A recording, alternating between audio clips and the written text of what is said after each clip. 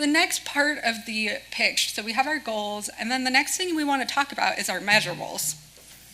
So for us, because we're in the education sphere, the thing that we work in is learning objectives. We spend a lot of time saying, okay, this week, what is the single thing that our students need to take away from? And we do that from the very first day until the end of their internship. And so we've spent a lot of time really thinking about and breaking down these goals. And there are a lot of systems out there to help you build learning objectives.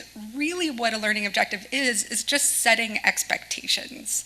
And so it's a matter of setting expectations with your organization so that you're on the same page with that goal, and understanding that, like, here's the goal, and this is how we're going to measure and track it throughout the time that people are here, so that you can clearly lay out the plan to get there. So you need to think through these things, and you need to start with that goal and then move into the learning objectives or expectations outcomes. Now, the thing that we want to do today, which I think folks are mostly familiar with, is, can anyone tell me what a SMART goal is? Yeah. S.M.A.R.T? Yeah. Specific, measurable, actionable, time-bound. Oh, it's R. I forget the R part. Ruby. Yeah. And time-bound. Yep, time-bound. Yeah, so specific, measurable, achievable, relevant, time-based. And so we can use that as a framework to create some of these goals.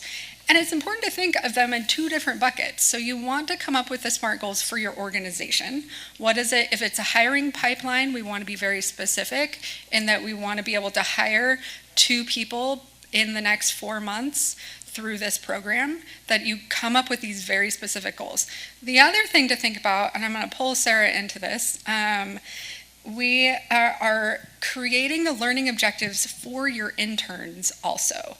So you can start thinking about this before they come in. It's also something that you can do with them. But one of the biggest things we hear from our interns is they don't know when they are succeeding. And they get so stressed that they're like, oh my gosh, there's so much to do. And so much, and you as the manager oftentimes are like, man, they're doing great. But they don't know that and they don't feel it. And a lot of that has to do with not setting these expectations in the beginning. So you want to start from the very beginning of like setting what these goals might be.